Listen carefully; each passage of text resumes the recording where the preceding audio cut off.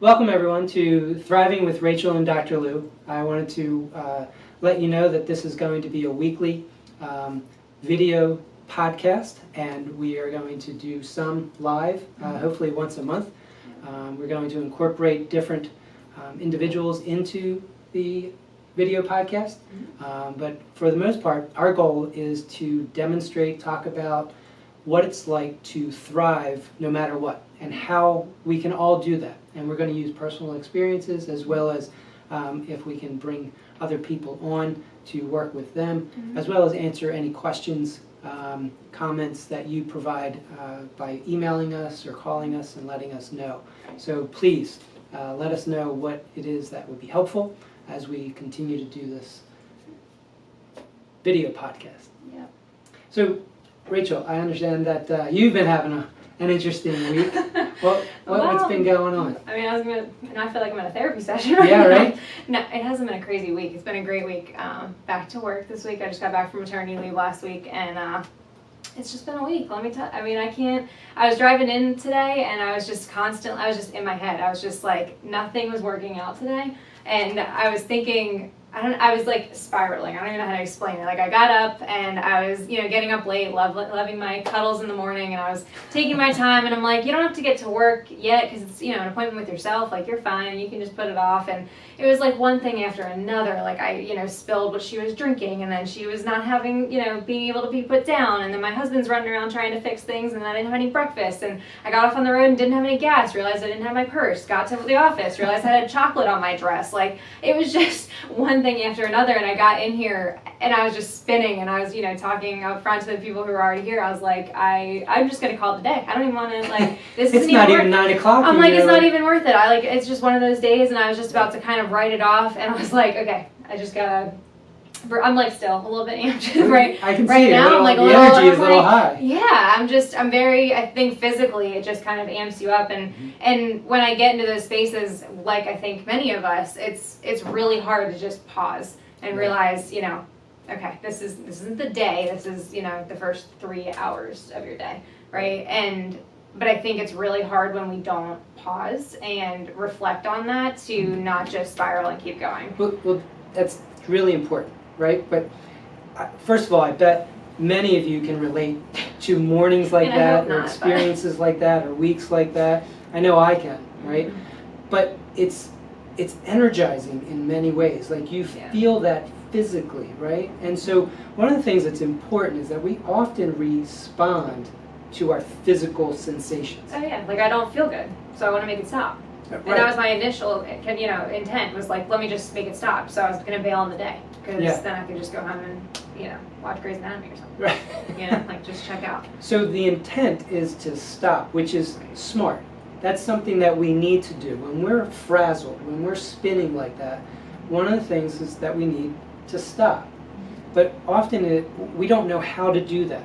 One thing happens and then another thing happens. And you're trying to stop. It always happens like that. It does. When it rains, it pours. Yeah. Everybody has those experiences. I know a lot of times when I'm working with clients, they have this perception that therapists have it all together.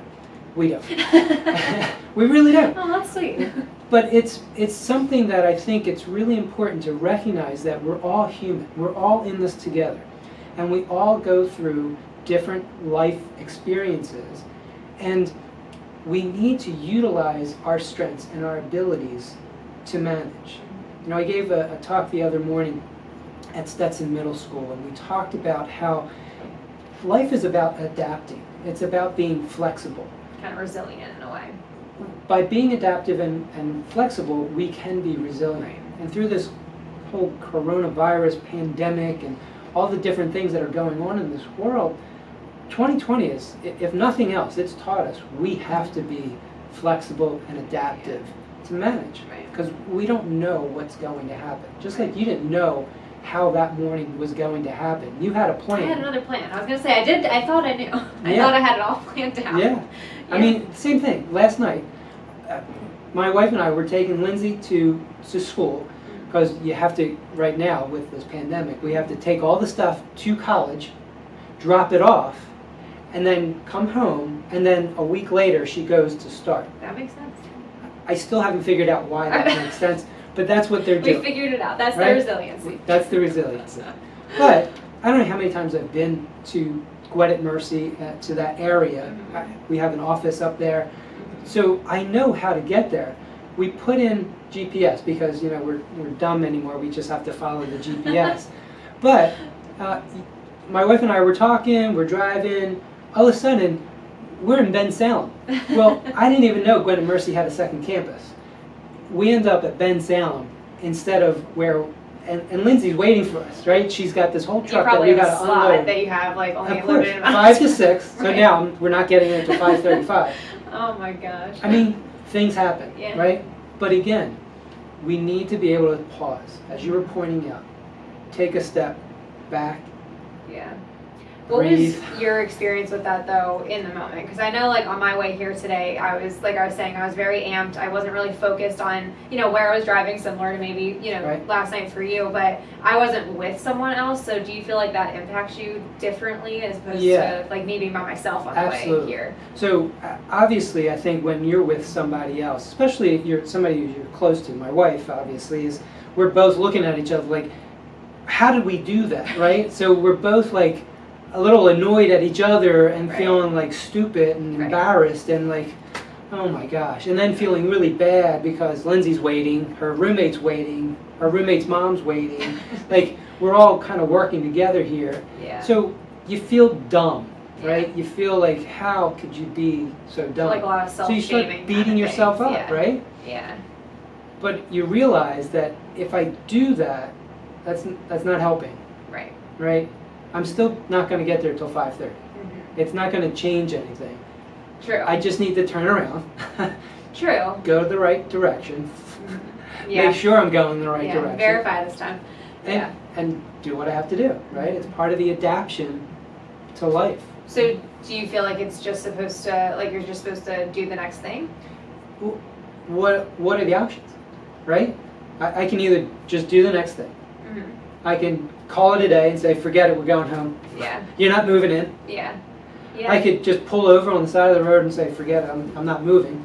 True. I guess Right? there's like, if we looked at it that way though, it's kind of very black and white. So I either Right. just change it or I don't change it. And that's kind of where I was getting caught up this morning because I kept trying to change it. Like I kept trying to do the next thing. I was like, oh my gosh, I seriously don't have gas. And I've been on E for like 2 days, by the way. So I'm like, I don't think I can press it anymore. So I get to the gas station, don't have money. Like, it just felt like I kept trying to do the next thing. And I think one thing, I don't know, you know, if you guys can relate to this, but I think a lot of times I dismiss the experience that I'm having as opposed to trying to validate myself along the way, which does not need to be like, you know, a pep talk or anything like that. But I think to a certain degree, we need to be like, man, that sucks. Like, Yeah. that wasn't the plan. Like, that's really unfortunate, you know, and that's something I had to kind of do this morning, which, you know, may have worked or not, but to kind of keep myself going, because every time I changed the course and it didn't work the way I had anticipated or planned, I was just pissed again. And it just kind of amped me up again, as if I never really responded to myself before, you know? So I wonder if that also has to be an element I definitely to agree. like that shift. Yeah, So, kind of like when we are trying not to worry, right, right? We have these thoughts going through our head and we don't want them. right, Without validating them, without just acknowledging them, they get louder, they get more expansive, and they fill our mind more. What's really hard, but what we need to try to do, is just acknowledge them. Just like you Like said, to observe. acknowledge the situation, observe. It's part of that pause. right, right. Part of pausing is taking that step back and acknowledging, yeah, that sucks. Yeah.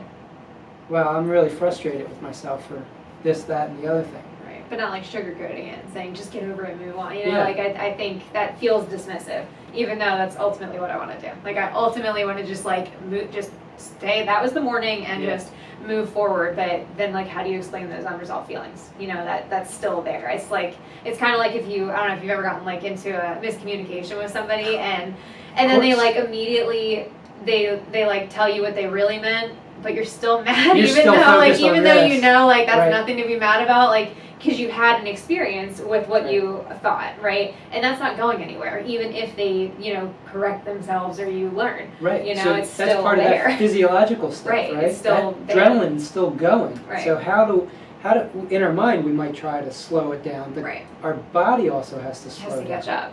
Yeah. Yeah. And it's not as quick as just a quick behavior change. It's still there, which is why, like, by the time I got to the gas station, I was ready to throw in the towel because it felt like all these other things had happened that I didn't address yet. So even though I moved on and changed my behavior, the feelings were still there. I was still unsettled, if you will, regardless of what I was doing and regardless if something worked out. It's almost like I didn't notice anything that did work out. I didn't even notice how beautiful it was outside until I started walking, Beautiful day. in the parking Great lot. day. And I'm like, wow, like, had I maybe put my windows down, kind of grounded myself that way, I could have sunk into that a little bit and really engaged in a different physical sensation, but I didn't. And I think that's a big part of it that contributed to my morning and how it played out, which got me to a really tough point. Like, even just 2 seconds before sitting down here, I was just like, oh my gosh, like, I like, what am I even gonna say today? I was like, this is gonna suck. Like, this is, our first one, and this is what it's gonna be. Like, seriously. Right. But then, where does that mindset take you? Not where you want it to go. Right. And I think that's a really important piece too, is that we need to notice what we want. Right. How do we want to show up each day? How do we want to respond to those kinds of situations, or any situation, any day? Part of thriving no matter what means that you can have a bad day, you can be sad, you can be frustrated, and still thrive. Right.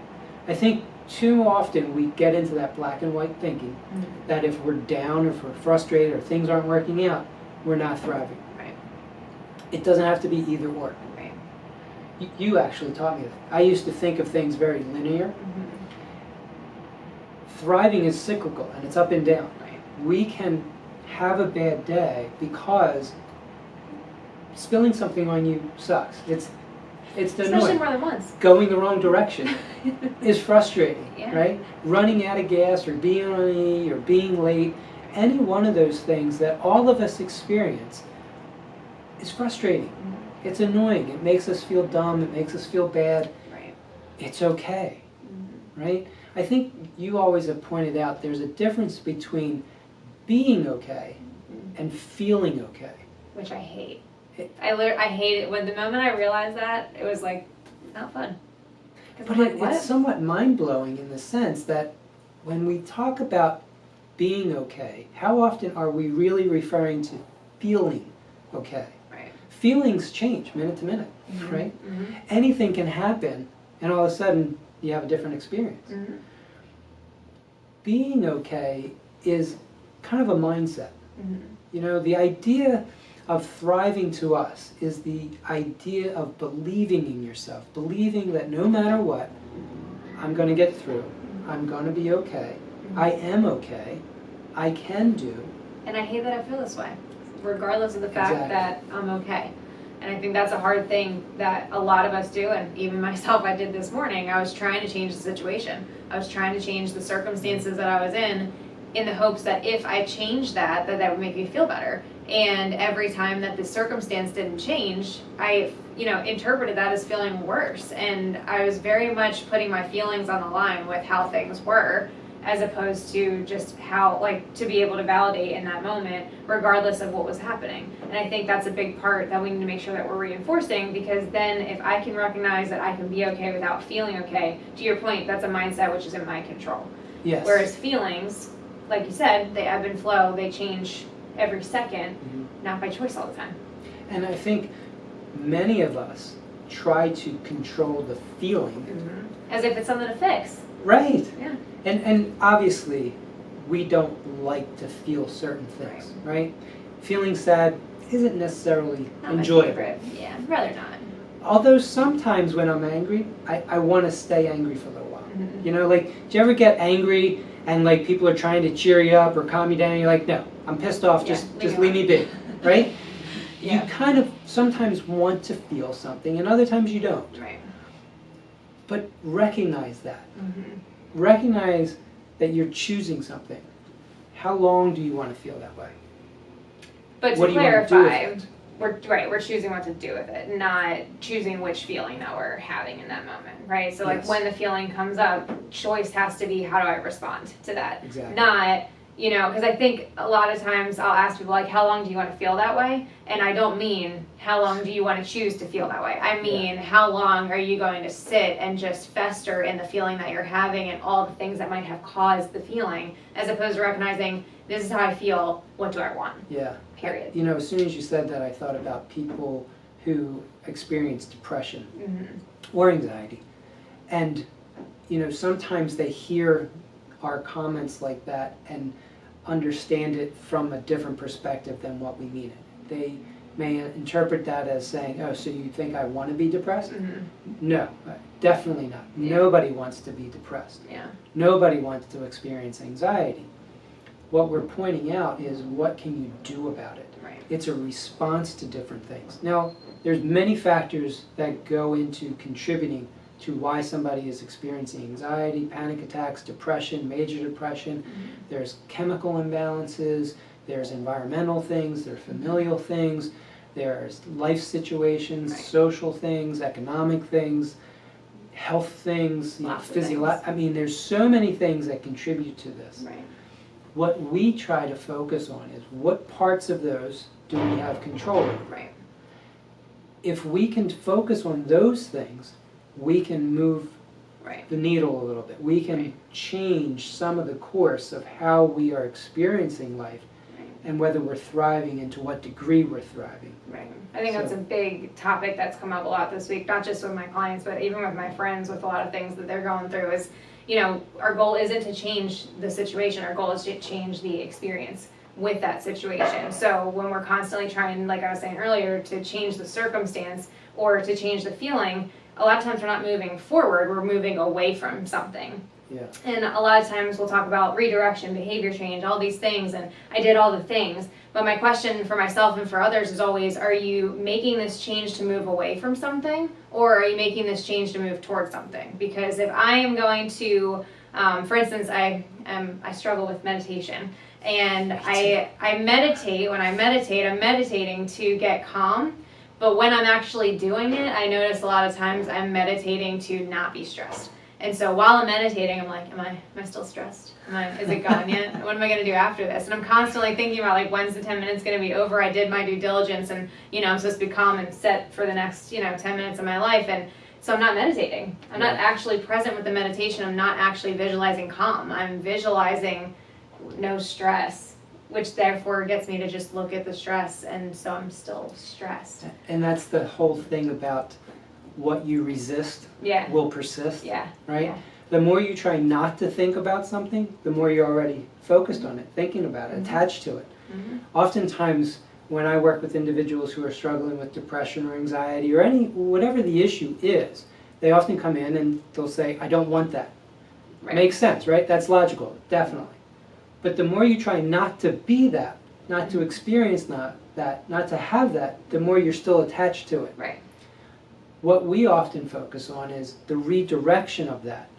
What do you want? Right. The more we focus on what we want, the more we focus on where we're going, Right. the less time, attention, and focus is on the stuff we don't want.